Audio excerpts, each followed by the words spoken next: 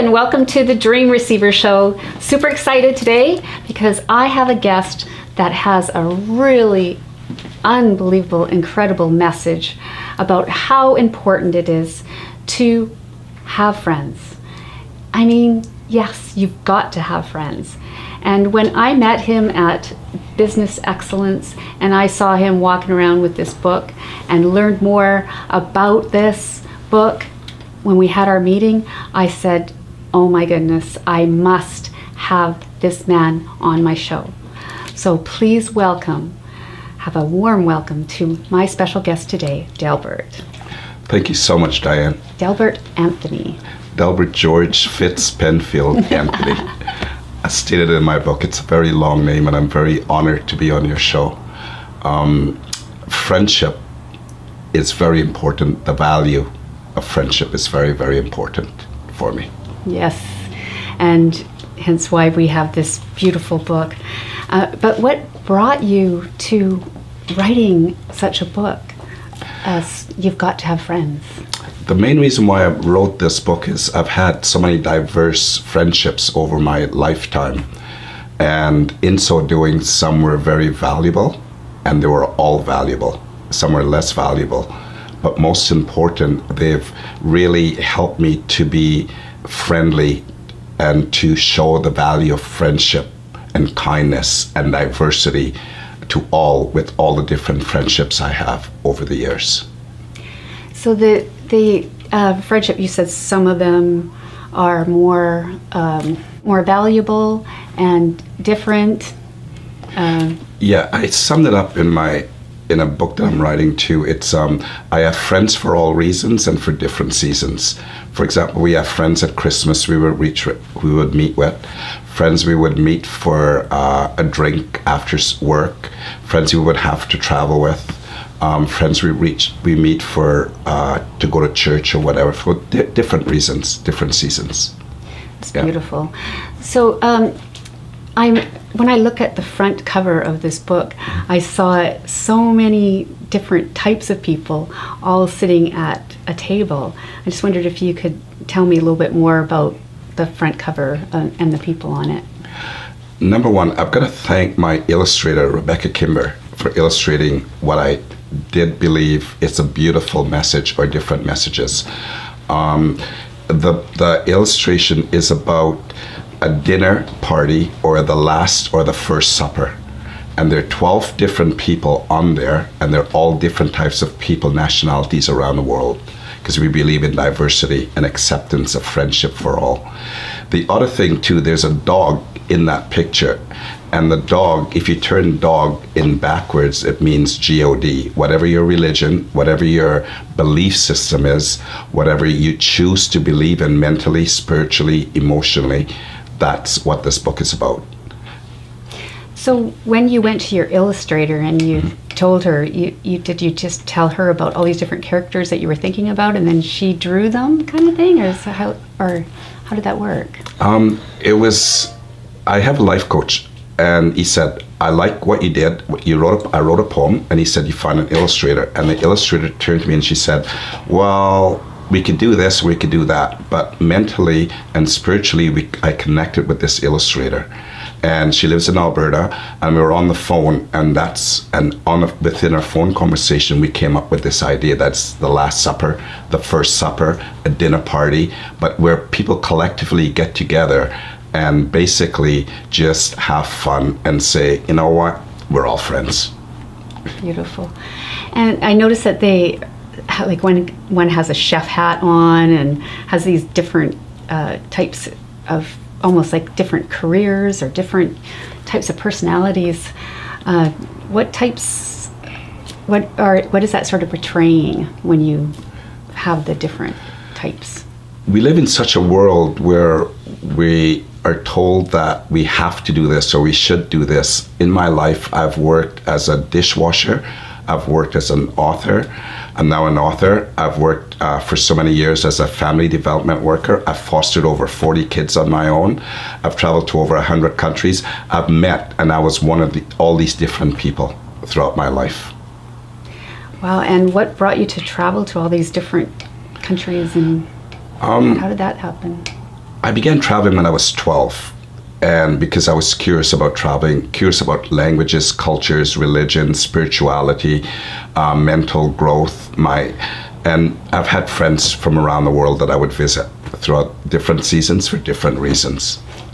Yeah. Another place to all these different places that you've gone to pick up more and more friendships. And do you still keep in touch with a lot of people that you traveled? Yeah, more so since I wrote this book and it's been illustrated by my book team.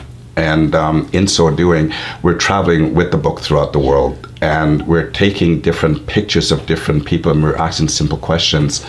What is your definition of friendship? Or would you mind taking a picture of our book about friendship and about diversity, about the value of friendship, the value of diversity, the value of being kind? And that's what our movement is. It's like the book is a ticket to our movement around the world. Beautiful. And what is important about kindness to you? What would you say is what's so important about that? I realized the definition and the value of being kind was started for me when, as a child, when I had a wonderful childhood. I come from a very good family, but there were struggles. Like any family, there are always struggles. And as a teen, going through different challenges in my life, and I always say I challenge my challenges. And in so doing, I decided to write and to create this book about kindness, because there were a lot of things that were done that made me kinder, or I had to forgive. So the idea of whatever religion or spirituality, the idea of forgiveness, of being kind, and most important, of having gratitude in your life. So the kindness with the gratitude goes hand in hand. And is there a time in your life where you really had to embrace forgiveness? Oh, definitely. Being a child that was in care, and being homeless many times, and no longer homeless, and now I've got a house in Vancouver, losing 2 houses and a mobile home in a relationship of 9 years, but believing in my higher power, believing in something, and forgiving myself, and loving myself, and accepting others for who they are, and appreciating the goodness and the kindness in others, as opposed to focusing on what was or shoulds and coulds. Yes, that's super important to me too, about should-haves and could-haves, how that can hold you back from so many different things. And so what I want to know is I read in the book about the time frame is not the mind frame. Can you explain a little bit more about that? One of my favorite quotes, it's not about the time frame, it's about the mind frame. And I sum it up in another book, because success is mindset, not time set. I can achieve, do, and be, or create anything I choose to focus my mind to, as opposed to the shoulds and coulds that people would take away from me, and those are dream takers. So what I did in this book, I said, it's not about the time frame of getting things done. It's divinely guided time. And what I would like in this time frame, I may not have it, but I may have something bigger or better, or the best will be provided for me if I focus and let go and trust. Yes, and so the bigger that you are hoping for, what is your next big step? Writing this book and accomplishing it, and seeing that it's so valuable, and some people get it and some people don't. Some people like it because the book is about me, you, and our family and friends. And we've decided it's not only a book, and we're not only selling books, we're selling a movement. And our movement that we're selling, and we want people to be on and to join us, is the value of friendship, the value of kindness, and the value of diversity. Most important, the value of diversity, because I'm different than you are, you're different, and acceptance. Diversity for everyone, where everyone is safe, where we can make the world a safer, friendlier place for all. It's beautiful. I remember when we were talking about this before, I was going through it, and I was starting to see things that were going on in my life here.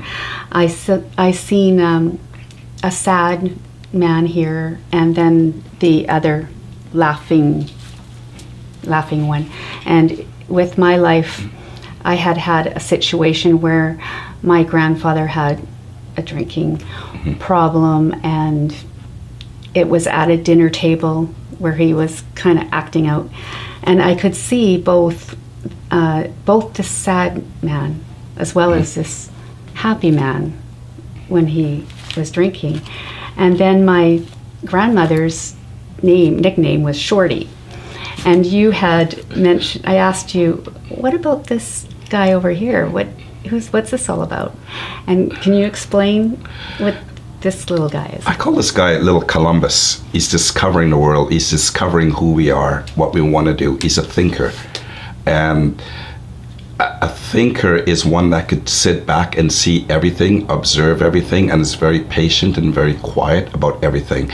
Every character in this book are characters that I was or a part of at all my dinner table as a child, at my parents' dinner table. At dinner time, at times on Sunday, dinners were very special for me at home as a child.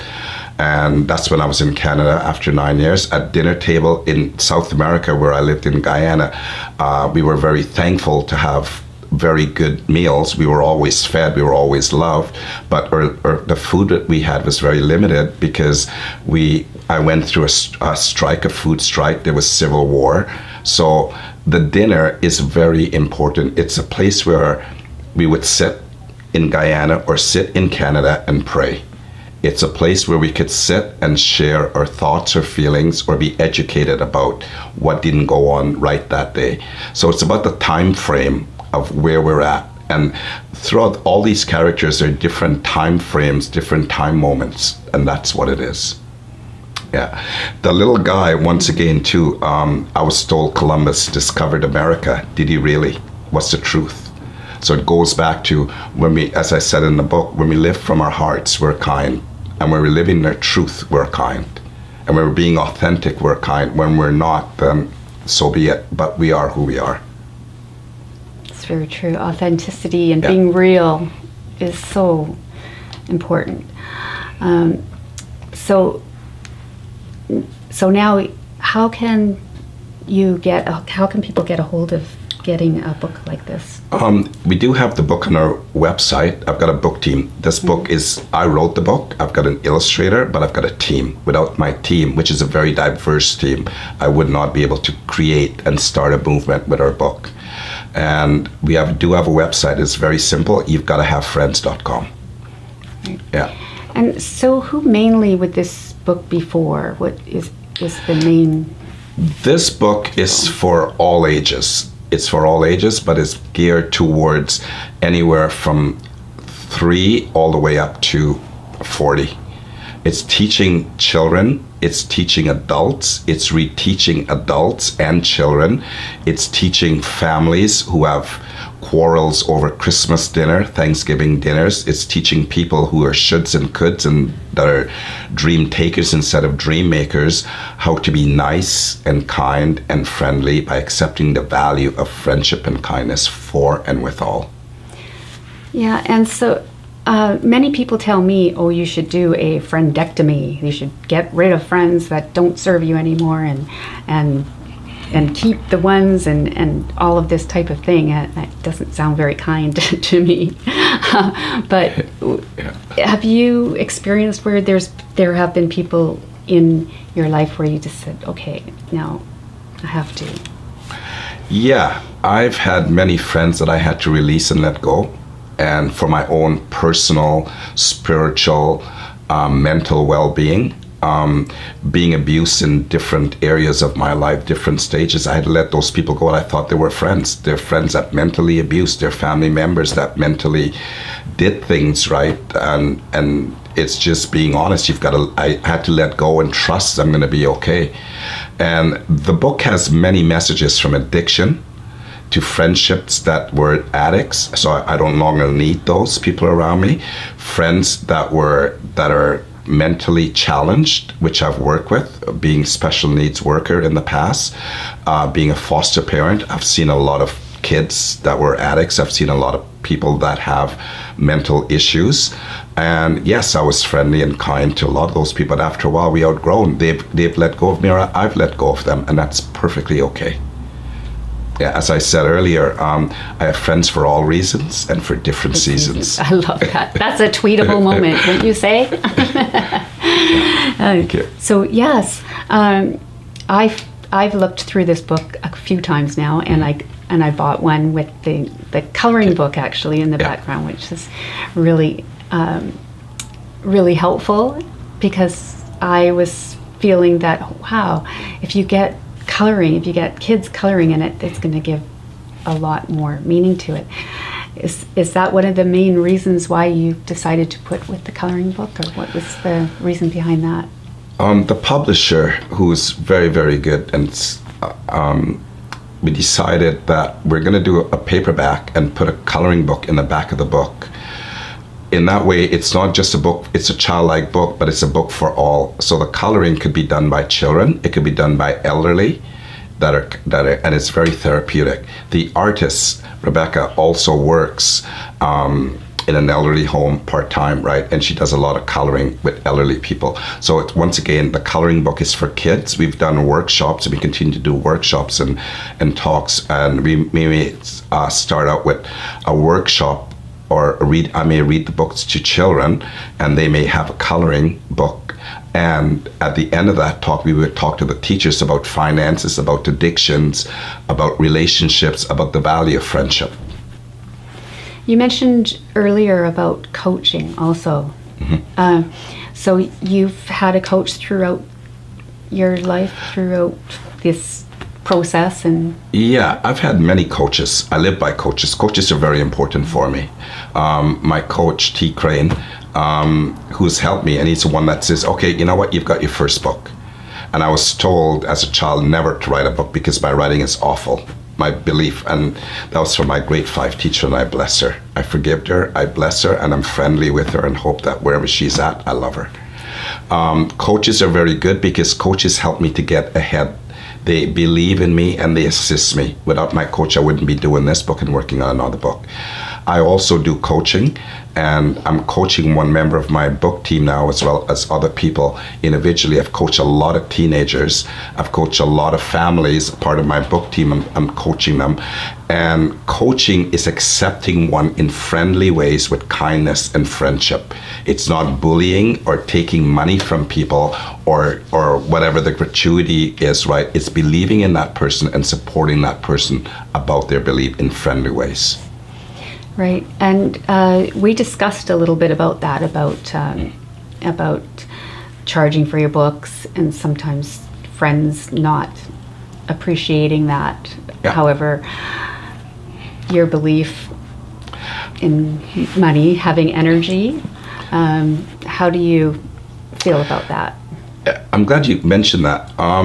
I have members of families and members of close friends that believe that, okay, you wrote a book, you must have money because you wrote a book. No, it doesn't. It's I wrote a book because that's part of my talent, and I'm sharing that talent with other people. In so doing, I value money. Without money, I wouldn't be sitting here. Without money, I wouldn't have a book.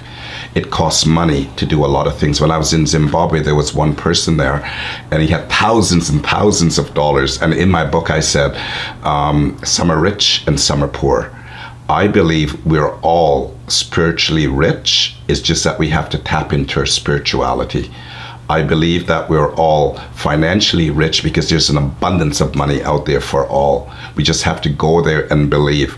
I feel that poverty of the mind, body, soul, and spirit is the largest uncontrolled disease worldwide that keeps people poor, and that keeps people very limited in their belief system. You had to take quite a few risks in your life in order to get to where you are today. Could you maybe explain to our viewers a little bit about some of those risks that you had to take in order to get here? I presently own a house in Vancouver, and I love it. It's a risk. And when I bought the house, I was told don't buy it because it needed a lot. It was a tear down. And I thought, no, now today I could go home and enjoying my beautiful house. I took risk in working with teenagers. I took risk in taking in special needs in my home that were very challenging. People that didn't believe in those kids. I've had kids that I've worked with as teenagers that went and fought for our countries. I took risk in so many different places I've been to and traveled to, right? But I've always believed and know that I would be safe and I always will succeed. And that's the entrepreneur that I in me, and that's that beautiful person in me that's in everyone. And those are things that we have to be risk takers and dream makers. We have to believe in our dreams and we have to follow our dreams, as I said in the book, right? Without risk, you cannot live your dreams. With dreams, we have to take risk. Right. So what do you say to those friends that are the dream stealers? Because I had read a book called The Dream Giver, and in that book they had talked about how there's border bullies to our dreams, that people want to stop us from that. Yeah. So that reminded me of it when I saw the net over the heart of the dream. I was like, oh my gosh, that reminds me of the Dream Giver book. Yeah. So you've come across that type of thing, but if you could explain a little bit more about. I have as I said, I wrote this book for family and friends, and there are a lot of dream makers and there are a lot of dream takers. And surprisingly, a lot of dream takers are people that are very close, that are friends or family members that don't believe in us, in our dreams. And what I've learned to do, right, is to take 2 pills a day. And I want the whole world to take these 2 pills. One is forgiveness, right? And in any religion, any spiritual teachings, we talk about forgiveness. And the other one is gratitude. Be very grateful for what I have and who I am right now.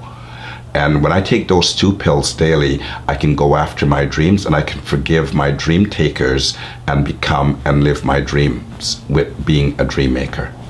And what about people who are expecting you to live the dream that they want them to, where it's not? I would say bless them, forgive them, let them go. Because if I didn't, I wouldn't have this book. If I didn't, I wouldn't be sitting here. If I didn't, I would not be in Vancouver. If I didn't, I wouldn't travel to over 100 countries. If I listened to dream takers, I would probably be like everyone. I've experimented with drugs. Thank God I don't do any heavy drugs or whatever. I wouldn't be who I am today. Great. Yeah. Well, thank you so much, Delbert, for being here today. And I Thank you. Appreciate you coming out to White Rock, beautiful White Rock, to visit with me and talk to me and all our viewers about your book and your life. Thank you. Thank you. My pleasure. Thank you for tuning in to our Dream Receiver show, and we're looking forward to seeing you next time. Be sure to subscribe, and we look forward to seeing you next time.